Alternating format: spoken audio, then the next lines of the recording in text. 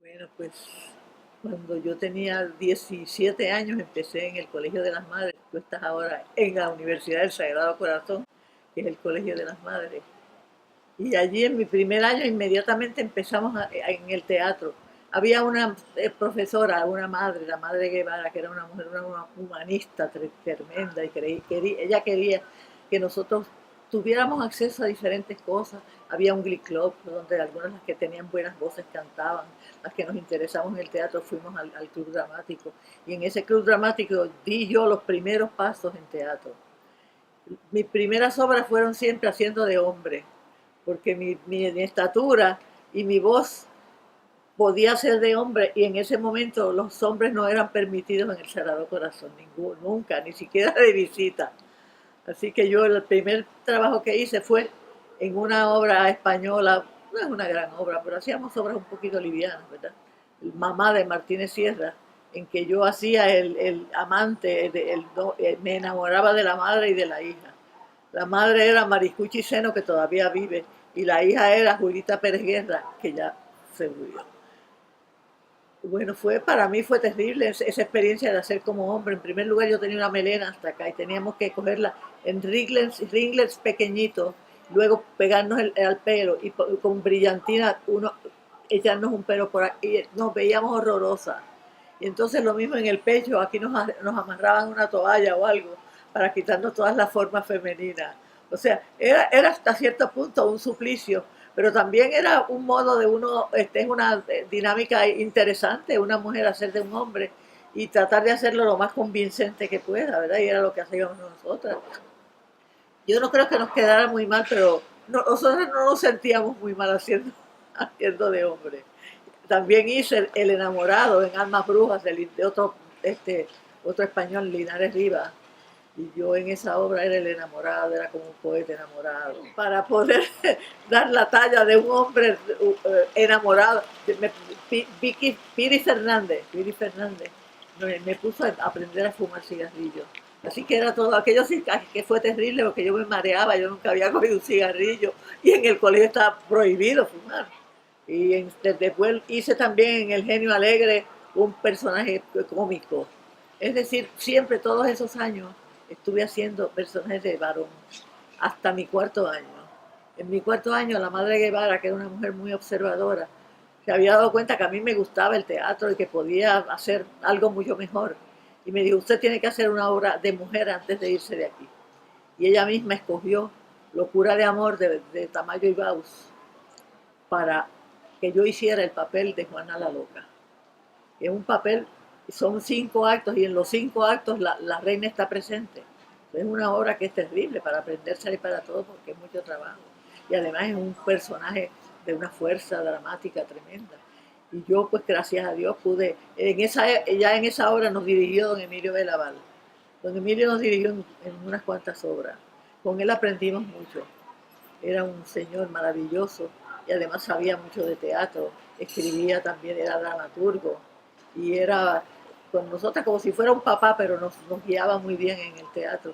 Y gracias a don Emilio yo pude hacer un papel muy bien hecho, me dieron una crítica muy buena a los periódicos, me dieron una crítica hasta de titulares, y la madre Guevara me llamó un día y me dijo, hijita, venga acá, que le tengo que enseñar algo, pero por favor que no se le suban los humos a la cabeza. Y me enseña del periódico que decía Flavia Lugo triunfa en actuación de Juana la Loca. Y pues para mí yo me sentía como si fuera verdaderamente una actriz. Que nunca piense en una obra que es el mejor actor, sino que piense que tiene que empezar desde abajo para poder realmente triunfar. Y no hay actores pequeños, porque hasta el papel más pequeño puede convertirse en un actor maravilloso. Todo depende de cómo la persona lo haga. Bueno, yo era la más pequeña en mi casa, éramos 2 hermanas y yo era la nena. Mi papá nos hacía cuentos todo el tiempo, papi, todos los días. Y además él lo iba hilvanando y cada día se inventaba una aventura. Teníamos también una señora que lavaba la ropa en casa, doña Petra le decía. Y nos hacía una de cuentos ella, o sea, la mente de nosotras creció llena de cuentos, pero yo nunca pensé que yo iba a escribir cuentos. Cuando me gradué de la universidad, terminé los créditos de maestría en la universidad, yo había hecho un programa en WIPR que me lo habían pagado, antes pagaban $7 por un programa. Yo me había ganado $7, que eso era muchísimo en aquella época para ir al cine. Bueno, pues me llaman de WIPR para darme un puesto. Yo fui y cuando llego me dice el director, usted va a escribir los cuentos infantiles, uno diario, tiene que ir al aire todos los días. Yo me quedé, yo dije, Dios mío, yo nunca en mi vida he pensado en escribir un cuento infantil. Yo no he tenido en mi casa nunca un nene pequeño, yo no sé lo que... Pero le dije, está bien.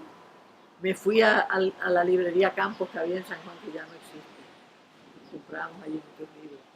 Me compré como 5 o 6 libros de cuentos infantiles. Arribí, que era el director de programación, me dio un libro de cómo escribir para radio, radio writing. Todavía creo que lo tengo por ahí.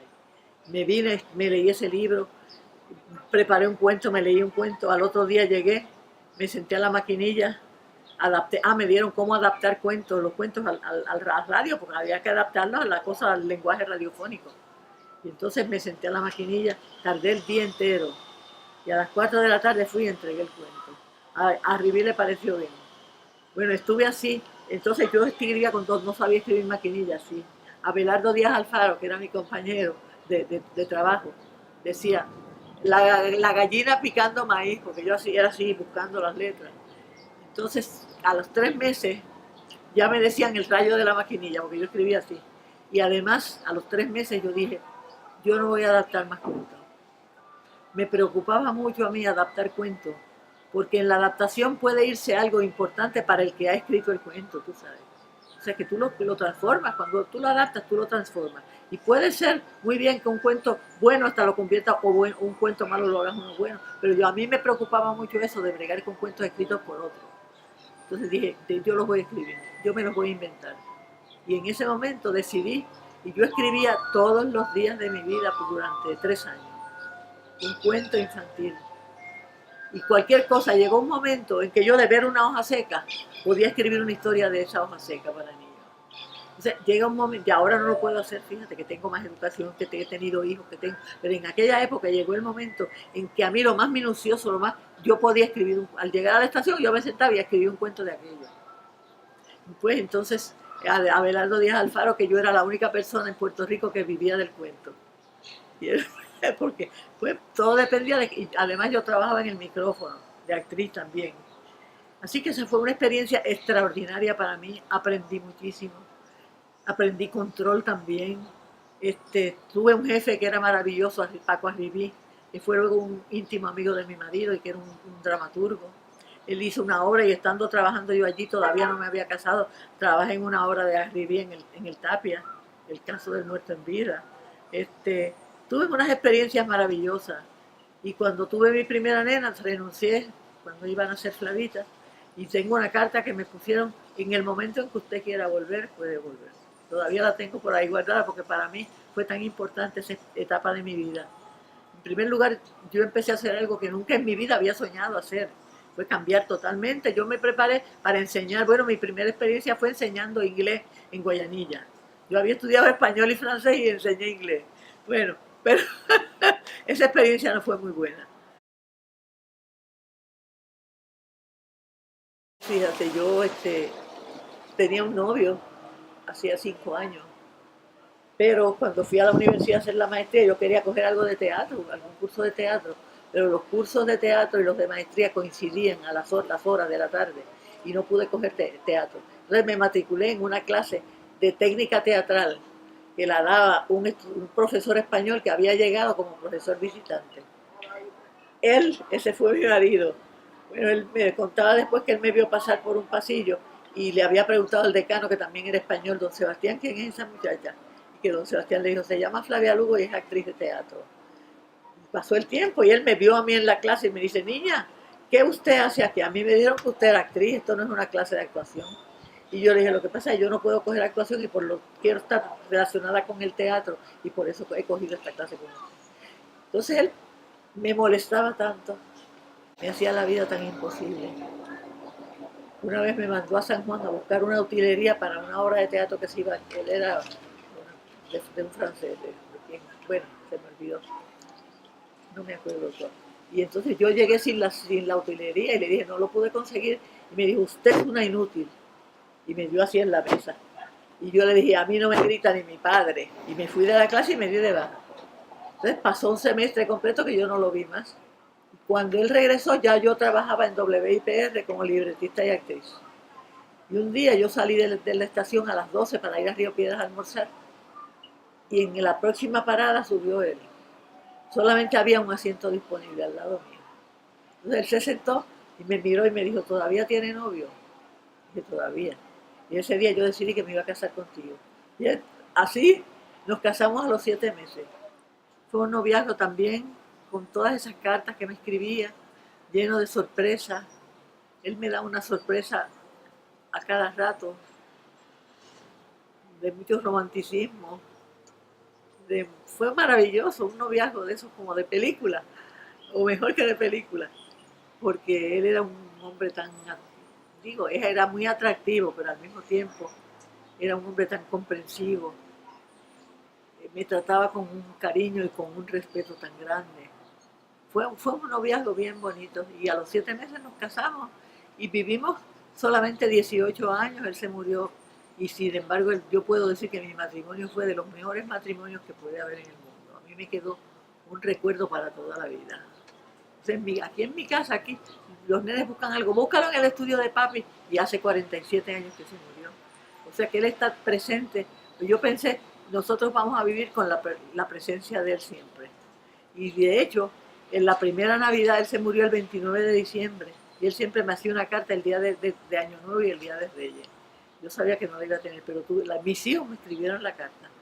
Esa noche de Nochebuena, ese 31 de diciembre, aquí vinieron a verme y estar conmigo un rato personas amigas que les agradecí tanto a aquellos, Salvador Tío, el papá del Cita Tío y su esposa Elsa, Lilita Vientos Gastón, Emilio Colón, varios amigos de mi esposo me acompañaron esa noche, Gloria Arjona, y fueron para el estudio de Carlos y las nenas estaban todas alrededor de la mesa escribiéndome la carta esa, que ellas sabían que él siempre me ponía por la noche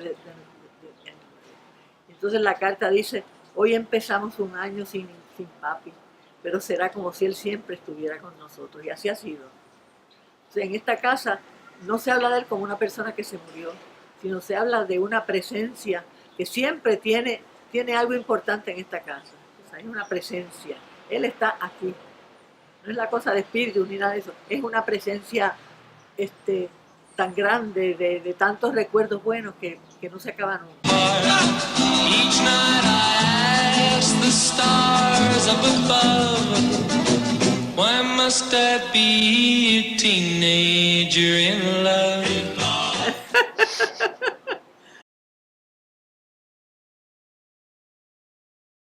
Cuando mi esposo murió, en el 1969, en el 70, inmediatamente yo empecé a trabajar en estudios hispánicos, dando clases de literatura española. Y dediqué toda mi vida hasta que me retiré a eso. ¿Verdad? Fui profesora en la universidad, pero hice otras cosas. Dirigí un periódico, dirigí un programa de televisión, hice un programa de televisión de la universidad. Hice muchas cosas. En la universidad yo estaba de todo un poco. Fui ayudante del rector, fui decana de asuntos estudiantiles. Y la universidad para mí fue darme vida. Cuando mi esposo murió el 29 de diciembre, ahora se cumplen 47 años, y yo me quedé con mis 6 hijos pequeños. Y empecé a trabajar en enero, enseguida, en enero del 70. Y la universidad me dio la vida porque ahí aprendí tantas cosas. Seguí estudiando, hice los créditos doctorales y tuve muy buenas amistades. Participé en muchísimas cosas, en muchísimas actividades. Todavía hay un muchacho que es abogado y me lleva a mí, me saca a pasear todas esas cosas. O sea, tengo muchos buenos estudiantes que me quieren mucho todavía porque creo que yo traté de hacer, no solamente enseñarles una materia, sino enseñarles un modo de vida, una manera de ser. Y en una familia todos los seres son diferentes, entonces cada uno tiene que poner un poco de su parte para poderse entender bien. Y si nos entendemos bien, podemos vivir, de lo contrario se convierten las casas a veces en una batalla porque los seres humanos todos somos diferentes, todos tenemos ideas diferentes. En mi casa siempre ha habido una gran comunicación y una gran comprensión de lo que es el otro ser humano que está al lado tuyo. Me parece que eso es sumamente importante.